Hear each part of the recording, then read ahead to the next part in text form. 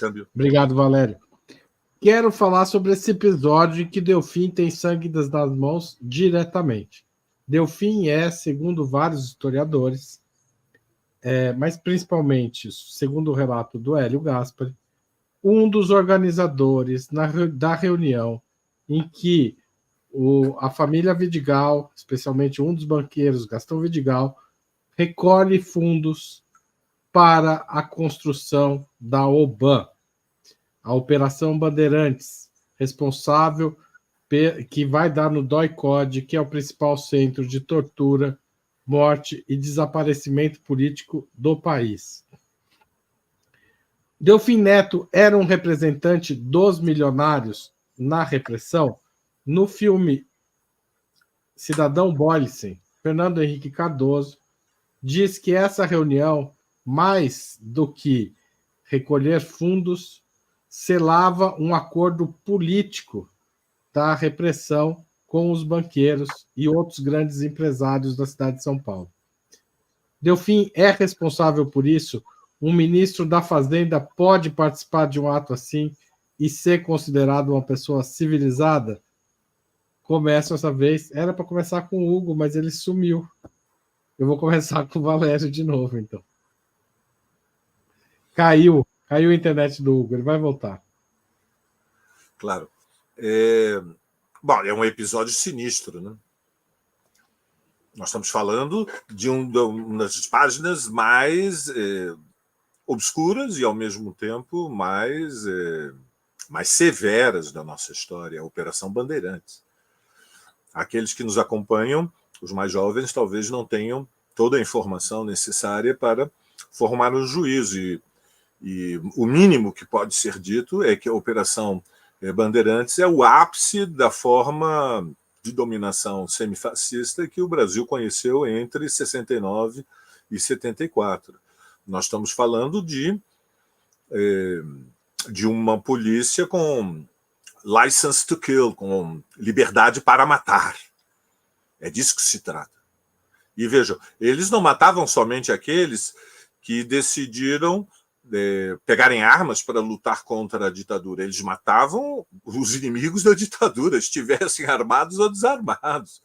Portanto, o papel do Delfim, repito, é sinistro, é imperdoável durante a história, não pode ser normalizado, não pode ser naturalizado, porque ele fundamentalmente estabeleceu uma ponte que ele vinha construindo desde os anos 50 com os capitalistas mais poderosos de São Paulo, que eram algumas poucas famílias que tinham um peso desproporcionalmente grande, não somente em São Paulo, mas à escala nacional, que ofereciam sustentação para a ditadura militar, e não porque houvesse perigo de uma revolução no Brasil, mas que fundamentalmente estavam apostando na imposição de uma derrota histórica. Ou seja, quando a gente pensa em 69, 74, qual é o contexto? O contexto é de uma sociedade que estava fazendo a passagem do mundo rural para o mundo urbano no intervalo de uma geração. Nunca tinha sido feito antes na história, Haroldo, Igor,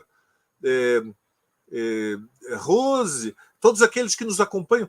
Depois nós vimos isso acontecer em outros países, não só da América Latina, mas da Ásia, e agora começamos a ver, ainda que de forma mais molecular, na África subsaariana. O Brasil foi um laboratório da história. No intervalo de uma geração, se deslocaram milhões de pessoas do agreste nordestino na direção do sudeste, se construiu um triângulo estratégico onde o salto de qualidade foi o reposicionamento do Brasil no mercado mundial. O Brasil se transformou no país mais industrializado ao sul do Equador. Isto foi muito intenso e muito rápido. Isto não podia ser feito sem esmagar a nova classe trabalhadora. Era preciso impor uma derrota histórica, é preciso que, na consciência de dezenas de milhões, fosse imposto o terror, o medo. De casa para o trabalho, do trabalho para casa. E, portanto, nem no espaço das vidas privadas e das famílias se comentava a política, porque ninguém sabia onde é que tinha um infiltrado da polícia, onde é que tinha um delator, onde é que estava os alcahuetes. Uma geração chegou à vida adulta, Haroldo, educada pelo medo. pelo medo, pelo terror. E isto é o que significou a Operação Bandeirantes. E, portanto, sim, Delfim tinha sangue nas mãos e não foi levado aos tribunais para ser julgado diante da nação. E isso não pode ser esquecido, não pode ser perdoado. Não pode. Já foi tarde. Obrigado, Valério. Hugo Albuquerque.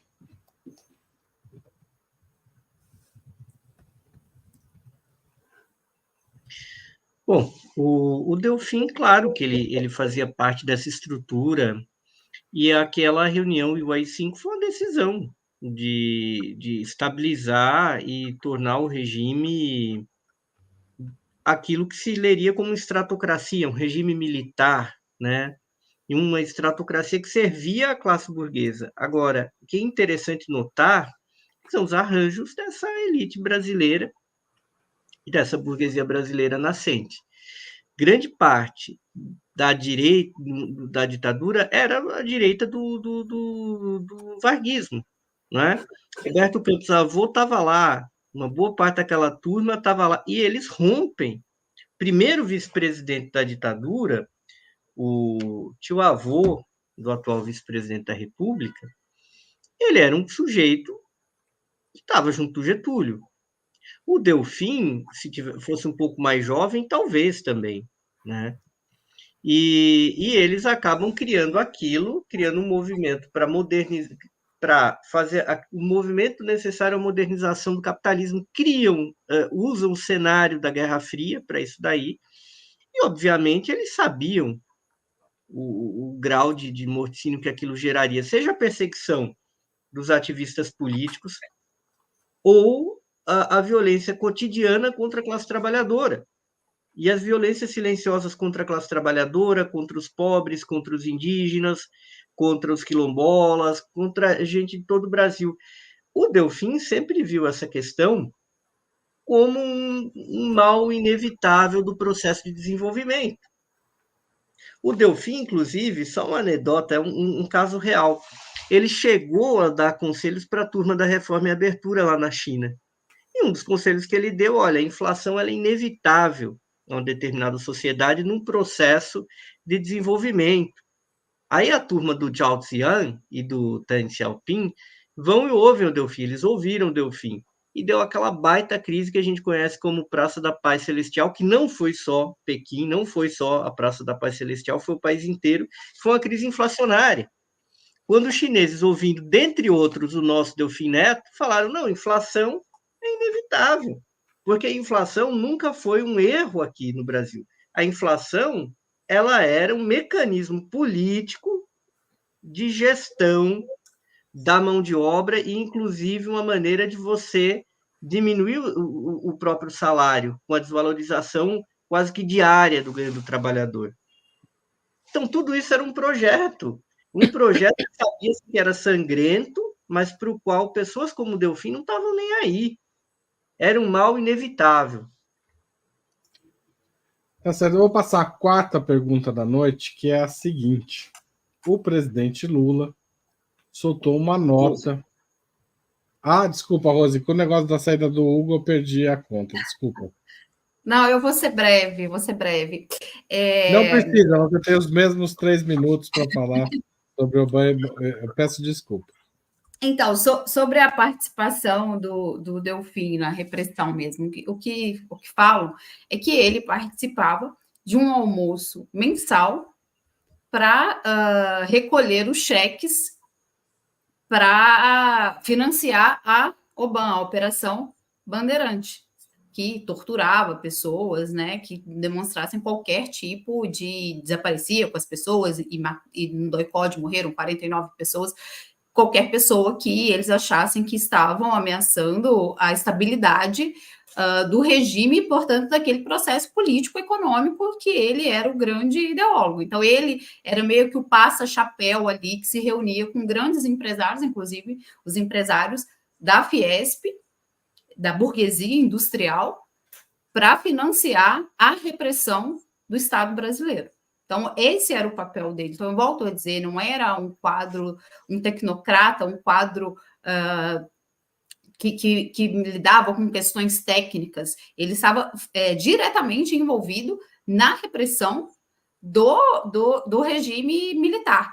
E a questão do AI-5, a participação dele no AI-5 é quando ele deixa absolutamente claro, olha, a gente precisa fechar o regime, ter os aparelhos repressivos, justamente para o nosso processo econômico virar, ir adiante. Um processo econômico, desenvolvimentismo autoritário, repressivo, e que, inclusive, o Hugo fez menção aqui ao ataque que foi para as comunidades indígenas brasileiras. Um desenvolvimentismo que não levou em consideração, abstraiu completamente a questão social do Brasil, aprofundou as desigualdades, abstraiu completamente a questão ambiental e das populações originárias. Então, esse era o processo de desenvolvimento econômico defendido pelo Delfim, e ele defendia o braço repressivo do Estado e se sentava com os empresários para recolher dinheiro para financiar essa repressão. Então, ele estava intimamente ligado. Se ele, hoje em dia, ele foi normalizado, inclusive por figuras de esquerda, essa era a figura dele durante os anos da ditadura empresarial militar no Brasil. Então, é preciso deixar isso claro. Ele não foi simplesmente quem formulou uma política econômica, ele estava ligado à repressão no Brasil. Você sabe, eu vou contar uma anedota aqui que nem é para vocês comentarem, mas só para vocês saberem. Eu tinha 8 anos em 1982 e eu sabia algumas coisas da vida. E uma das coisas que eu sabia era o tamanho da dívida externa brasileira. Para vocês terem uma ideia da crise econômica em que a gente estava metido sob o comando do Delfim. Uma criança de 8 anos sabia que o Brasil tinha uma dívida externa na época de 100, 120 bilhões de dólares. Né? Inclusive, era um dos recordes olímpicos do Brasil, que na época não ganhava medalha nenhuma, né? 1980. E outra coisa que eu comentei de manhã é que tinha uma piada na época, que era a seguinte, também não é o tema do programa de hoje, tá? Que é menos econômico que político. A gente vai falar de economia na quarta-feira, o legado econômico do Delfim na quarta. Pô, o Igor tá cortando o meu tempo. José Igor tá... Hoje ele tá... Que é a seguinte, a piada era a seguinte. Pedro Álvares Cabral descobriu o Brasil e o ministro Delfim. Essa era a piada. Essa era a piada de crianças de 8 anos, gente. Para vocês terem uma ideia do que significava nos rincões do Brasil, que eu morava no interiorzão de São Paulo, a gestão Delfim. Era assim que a gente entendia a gestão Delfim.